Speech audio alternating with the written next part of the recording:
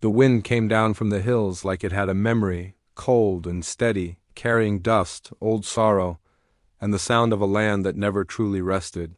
The town of Red Hollow sat along a forgotten trail, its buildings leaning as if tired of standing. Wagons passed less often now. Dreams passed even less. Those who lived here learned early how to keep their hopes quiet, the way one keeps a flame hidden from the wind. The woman arrived near dusk, riding in the back of a supply wagon with 2 children pressed close to her sides. Her dress was plain and worn thin at the elbows. Her hair, once dark, was threaded with early gray and pulled back without care. Her eyes held the look of someone who had buried more than she wished to remember. She had not planned to stop in Red Hollow, but the horses were spent, and the children were coughing from the dust. The wagon master pointed her toward the boarding house and wished her luck, the kind that costs nothing. The boarding house was little more than a long wooden building with a sagging porch and 1 lantern burning low. Inside, the keeper frowned when she counted the rooms. A freight delay had filled the house with strangers, men chasing land, work, or escape. Only 1 room remained, and it held a single narrow bed. "There's a man already in it," the keeper said. "Quiet sort. Paid for the night." The woman hesitated, pride rose, then fell. Winter was coming early, and the children leaned against her, tired and trusting. She nodded once, the motion small but final. The man stood by the window when she entered, hat in his hands, shoulders squared as if ready to leave at the first word. He was a lone cowboy by the look of him, tall, worn by sun and road, with a face carved by long days and longer silences. His coat was brushed clean, but his boots told the truth of miles walked alone. His eyes lifted to her, then to the children, and softened without a sound. "I can sleep on the floor," he said. His voice was low, steady, like someone used to speaking only when needed. "There's no need," she replied. "We've shared worse than a room." Her name was Eliza, though few had spoken it kindly in years. The children were her sisters, left behind after a winter sickness took both parents.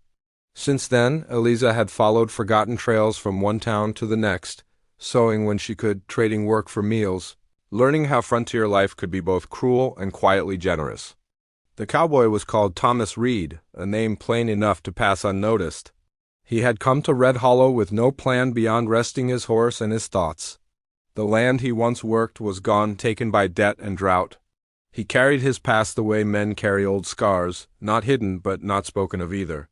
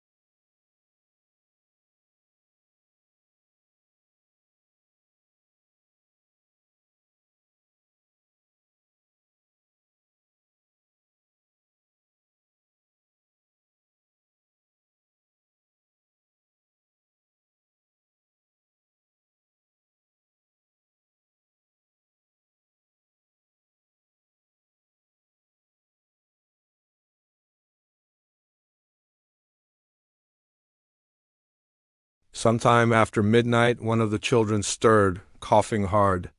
Eliza rose at once, pressing a hand to the small back, whispering soft words. Thomas was awake before she finished, offering his canteen without a question. She accepted it, their fingers brushing briefly, both of them still as if the moment might break. "Thank you," she said. He nodded. "Cold nights do that to the lungs." They spoke then, quietly, as the lamp burned low. Not of dreams, but of roads taken and lost. Of frontier life that asked much and gave little. Of people who passed through like seasons, leaving marks that never quite faded. He spoke of riding alone for so long that silence had become a companion. She spoke of carrying children who were not hers and loving them all the same. There was no promise in their words, no sudden hope. Only understanding shared like bread between strangers. As dawn crept in pale and thin through the window, the town began to wake. Eliza stood, smoothing her dress, preparing to move on as she always did. Thomas rolled his blanket, slow and thoughtful. Outside that room, their lives waited to continue as they had before. But something had shifted in the quiet hours between night and morning. Something neither of them yet had the courage to name. When Eliza reached for the door, Thomas spoke her name, softly, as if testing how it felt to say it. She turned, meeting his eyes. Neither knew then how that single night, born of necessity and shared silence, would reach forward into days yet unwritten, binding their paths in ways the Old West rarely allowed. The door opened, the wind moved through the hall, and nothing, though it seemed the same, would ever truly be so again. Morning came with a thin, pale light that made Red Hollow look even older than it was. Dust lay on the street like flour spilled from a broken sack. The porch boards of the boarding house groaned under every step, and the wind carried the smell of coal smoke and dry sage. Eliza stepped outside with the children close behind her. The boy, Jonah, blinked against the brightness, his eyes still heavy with sleep. The girl, May, held a small cloth bundle to her chest like it was a treasure. Eliza had tied May's hair back with a strip of faded ribbon, the same ribbon her sister once wore at church before everything changed. Thomas followed a moment later, hat low, his coat pulled tight. He paused when he saw Eliza standing near the hitching rail, searching the street as if expecting trouble to rise out of the dust. "You're leaving," he said. "I always do," she answered, though the words did not sound as firm as she wanted. He glanced at the children. "Where to?" Eliza hesitated, then lifted her chin. "North, if the roads stay open. There's a place near the river where a woman can find sewing work." "That's what I heard." Thomas made no comment, but his eyes moved past her to the empty stretch of road beyond town, where the forgotten trails ran like pale scars through the grass. He knew those roads. He knew how a rumor could lead a person straight into hunger. "North is thin country," he said at last. "Not much shelter?"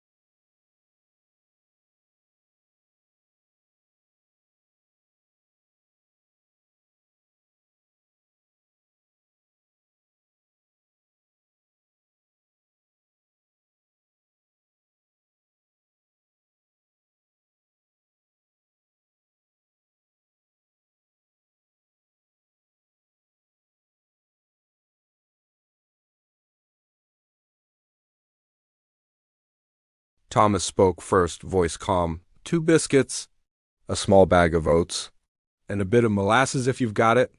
The storekeeper raised an eyebrow, surprised that Thomas was buying more than one man needed. Thomas did not explain. He laid coins on the counter, and the matter was finished. Eliza's pride rose again, hot as a coal. "You don't have to feed us," she said under her breath. Thomas did not look at her. "I'm not feeding you. I'm buying what I need. It's up to you if you share the air while I eat."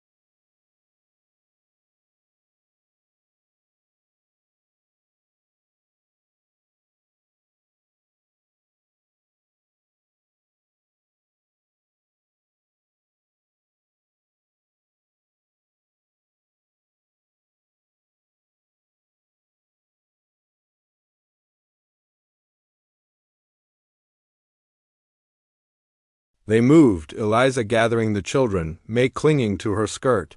The men passed close enough that Eliza caught the sharp smell of whiskey on their breath even in the open air. The scarred one glanced at her, then at the children, and his smile was small and mean. "Morning," he said, "too friendly." Thomas answered with a nod that held no warmth. The men kept walking, but Eliza felt their eyes follow her, measuring.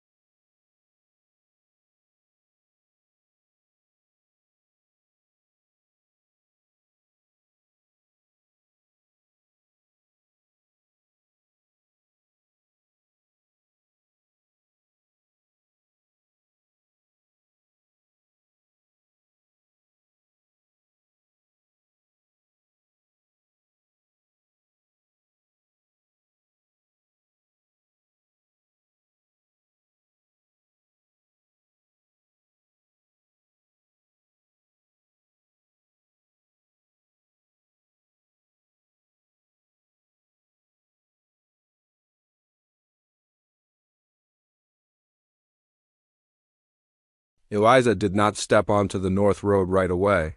She stood at the edge of Red Hollow with the children, listening to the town behind her like it might call her back, and to the land ahead like it might swallow her whole. The wind lifted the hem of her dress and pressed it against her legs as if urging her forward. Yet her feet felt rooted. Thomas tightened a strap on his saddle, then checked the horse's girth with the care of a man who could not afford mistakes. He kept his eyes on the leather and buckles, but Eliza sensed he was watching her in the same way he watched weather and men, quietly, constantly. "You can take the trail by the creek," he said, still not looking at her. "It runs north for a while." Less open than the main road, Eliza stared at him. "You know this land? I've ridden it," he said. "That's all?" She wanted to ask him why he was helping. She wanted to ask him why he looked like a man running from something no horse could outrun. But the questions sat heavy on her tongue, and she swallowed them. "I can handle myself," she said instead. Thomas finally lifted his gaze. "I believe you." "That's not the trouble." Eliza understood what he meant without wanting to. Strength did not always keep a person safe. Sometimes it only kept them alive long enough to feel the pain. Jonah coughed again, the sound deep, as if it came from somewhere too far inside him. Eliza knelt, rubbing his back, and felt the heat beneath his shirt. The fever had not broken. It was waiting the way winter waited, patient and sure. Thomas watched, something tightening in his face. May tugged at Eliza's sleeve. "Auntie," she whispered. "Are we going to the river place?" Eliza forced a smile. "Yes, little bird." "We are," May nodded, trusting her completely. That trust was the sharpest thing in Eliza's world. It could cut her open if she failed. Thomas cleared his throat, as if the sound might break whatever thought had taken hold of him. "There's a doctor 2 days north," he said. "Not much of one, but he can set bones and bring down fevers. If you take the creek trail, you'll pass near his cabin." Eliza's heart pinched. 2 days is long. It's the closest," Thomas replied. She looked down at Jonah's tired face and felt fear rise like a flood. 2 days could be forever. Yet staying in town felt like waiting for trouble to find them. From across the street, near the stable, Eliza saw the scarred man again. He was leaning against a post, talking to someone out of sight. When his head turned, his eyes found her at once, and his mouth curled in that same small, mean way. It was not the look of a man who admired. It was the look of a man who claimed. Eliza's stomach tightened. She turned quickly, but the damage was done. She could feel his gaze like a hand on her shoulder, Thomas noticed. His eyes followed hers, and the calm in his face changed into something colder. "They're still here?" Eliza said. Thomas's voice stayed low. "They're waiting." Eliza rose, pulling the children close. "I won't give them a reason." Thomas's lips pressed together. "They don't need one." The words hung between them, ugly and true. Eliza took a slow breath. "Then I will leave now." She started toward the creek trail, the children on either side of her. She forced herself not to look back. She told herself that if Thomas rode away on his own road, that was how it should be. A lone cowboy and a woman with children were not meant to tangle their lives. The West did not reward such hopes. She had gone only a short distance when she heard hooves behind her. Not fast, not charging, but steady. Thomas rode up alongside, keeping his horse at a walk, not crowding her, just there. "I'm headed north," he said, as if it were the simplest thing in the world. Eliza stopped walking. "You said you weren't offering." "I wasn't," Thomas replied. "I'm still not. I'm going north. You happen to be going the same way." Eliza stared at him, and her pride flared again, trying to protect what little dignity she had left. But Jonah swayed on his feet, and May clung tighter, and the pride fell back like a defeated thing. "You don't owe us," Eliza said, quieter now. Thomas looked past her at the open land. "I've owed plenty in my life," he said. "I'm tired of paying it to the wrong people." He turned his horse and started forward, slow enough for her to keep pace. Eliza swallowed the sharp ache in her chest and walked again. The creek trail wound through low brush and cottonwoods, the water thin but moving. The land here was softer than the main road, but it was also quieter. Quiet could be comfort. Quiet could be danger. For hours they traveled with little speech. Thomas rode beside them or slightly ahead, scanning the hills. Eliza watched his posture, the way he held himself as if expecting trouble to step out from behind every tree. She had seen men like that before, men who had lived through something that taught them to listen to silence. At midday they stopped near a bend in the creek where tall grass grew. Thomas dismounted and led his horse to water. Eliza sat with the children in the shade, offering them the last of the biscuits. Jonah ate slowly, eyes dull. May ate as if she could chew courage into her belly. Thomas returned with a tin cup of creek water, held out to Eliza without a word. When she took it, their fingers brushed again, and this time neither of them pulled away at once. It was nothing, and yet it felt like too much. Eliza drank, then passed the cup to Jonah. "Thank you," she said. Thomas shrugged slightly. "Water doesn't belong to me," Eliza studied him. "You talk like a man who doesn't want credit." Thomas's jaw tightened. "Credit is trouble." Before Eliza could answer, a sound drifted down the creek, faint but clear. A horse snorted, then another. Eliza froze, cup halfway back to her mouth. Thomas's head lifted. His eyes narrowed, sharp as a hawk's. He moved with sudden quiet speed, stepping to a rise where he could see better. Eliza's pulse hammered. "What is it?" Thomas did not answer at once.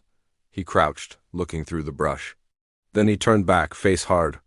"Riders," he said. "2, maybe 3. Keeping to the higher ground. Eliza's skin went cold. "From town," Thomas nodded once. Eliza's mind raced. She imagined those men catching up, the children crying, Jonah too weak to run, May clinging to Eliza's skirt. The thought made her stomach twist with helpless anger. "We need to move," Eliza whispered. Thomas's gaze went to Jonah, then to the creek, then to the hills. He was measuring the land, weighing risk against distance. "Can you walk fast?" he asked. Eliza looked at Jonah's unsteady legs. "We can try." Thomas's mouth tightened.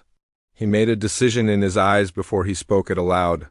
"There's an old line shack 1/2 mile ahead. Not much, but it's walls and a roof. If they're following, they'll be watching the trail. We can cut through the cottonwoods and reach it without showing ourselves." Eliza's breath caught. And if they see us, Thomas's eyes held hers, then we'll have to make choices. Something in his voice told her he had made hard choices before. It frightened her. It also steadied her because he did not sound reckless. He sounded careful, like a man who understood what a life cost. They moved quickly, stepping off the trail into the trees. The ground was uneven, the roots grabbing at Eliza's boots. May stumbled once, and Thomas reached down from his saddle, lifting her with one arm and settling her in front of him like she weighed nothing. May's eyes widened, startled, then she leaned back against him, trusting in a way that made Eliza's throat tighten. Jonah tried to keep up, breathing hard. Eliza held his hand, urging him on, whispering small promises she prayed were not lies. They reached the line shack in a hollow half hidden by brush. It was a poor thing, made of rough boards with a slanted roof and a door that did not close properly. But it stood, and that was enough. Thomas dismounted and pushed the door open. Inside it smelled of old smoke and mice. A broken stool lay in the corner, and a few dried weeds had blown in. Eliza guided Jonah inside, then May, Thomas led the horse behind the shack, tying it low and out of sight. Then he returned, quiet, and knelt near the door, listening. Eliza watched him, her heart pounding so hard she felt it in her teeth.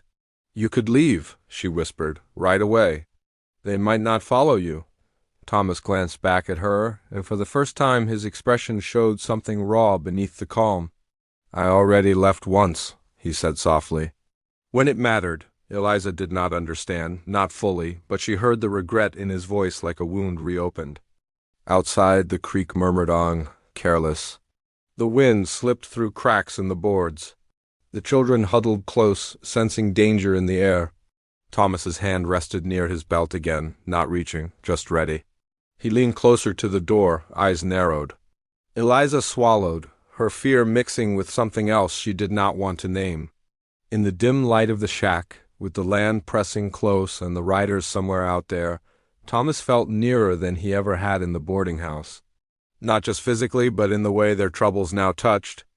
Love felt possible in a world like this, but only in the smallest, most fragile way, like a flame cupped in trembling hands.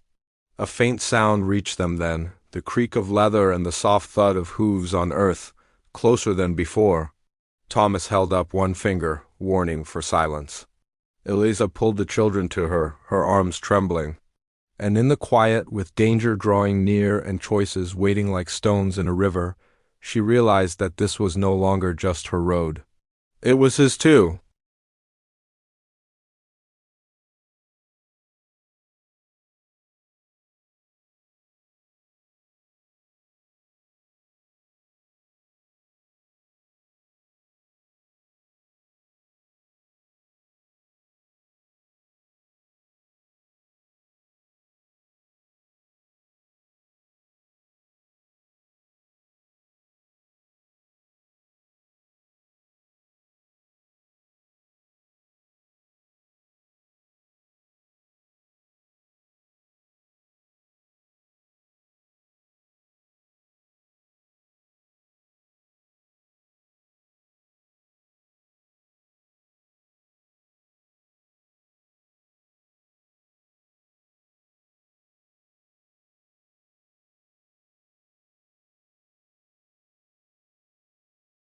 Eliza's stomach turned cold.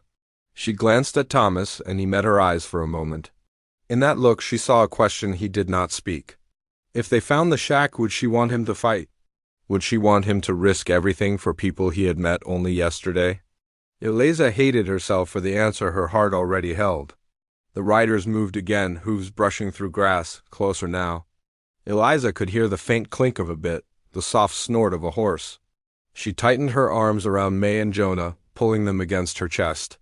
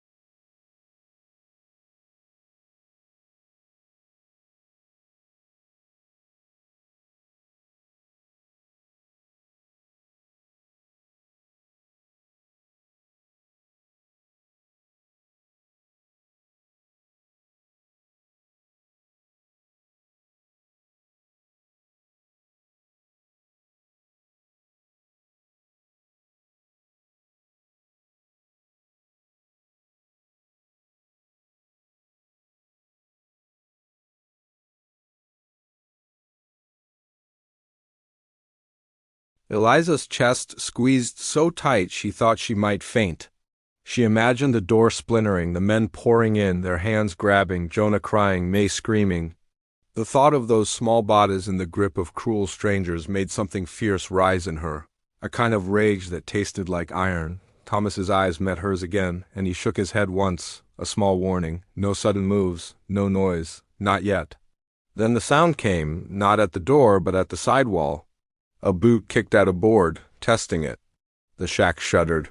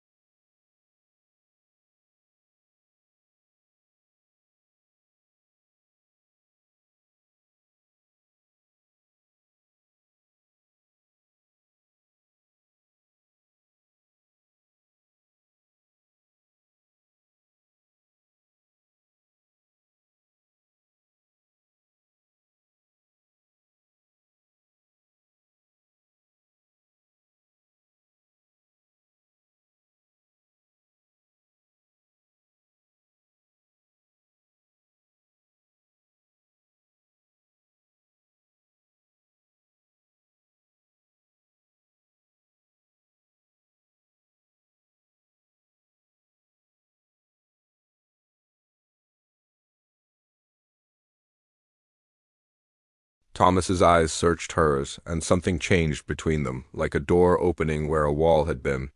He did not smile, he did not argue, he only nodded once, slow. Outside, the door finally splintered. A crack of wood echoed through the shack, loud as thunder. The gap widened, letting in a harsh slice of daylight. The scarred man's face appeared first, grinning, eyes bright with cruelty. He shoved the door wider, stepping inside with his hand near his belt. Thomas raised his revolver. "Don't," he said, voice like stone.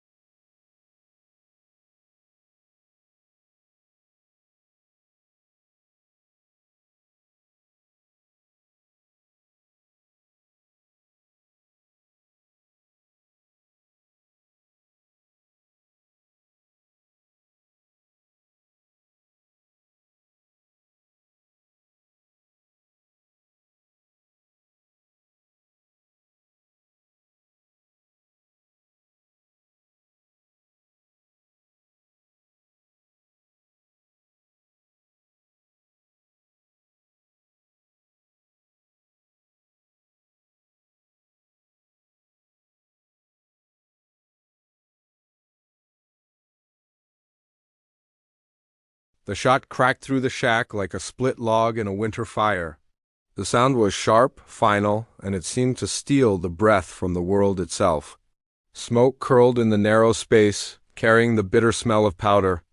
The scarred man staggered backward, more surprised than hurt, his hand flying up as the revolver fell from his fingers. He did not fall, he did not scream. He simply stared at Thomas with disbelief, as if the past had finally turned and struck him back. "You should have kept walking," Thomas said, his voice steady even as his hand trembled.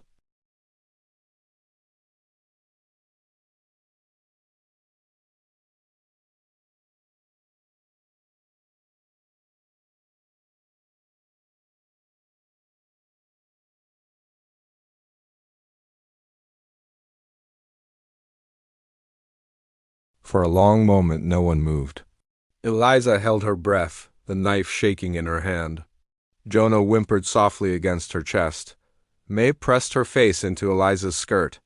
Then the scarred man laughed, but there was no humor left in it. "You always were a stubborn one, Reed," he said, backing toward the door. "Still choosing pain?" Thomas did not answer.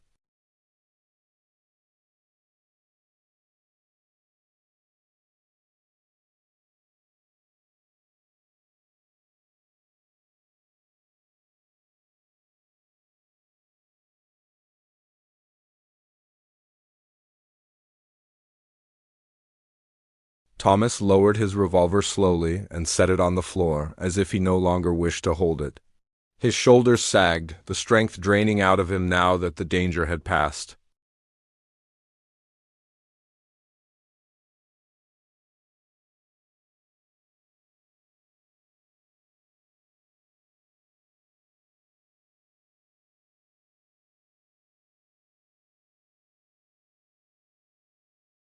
Thomas crossed the room and knelt beside them, his movements careful, as if he feared startling them.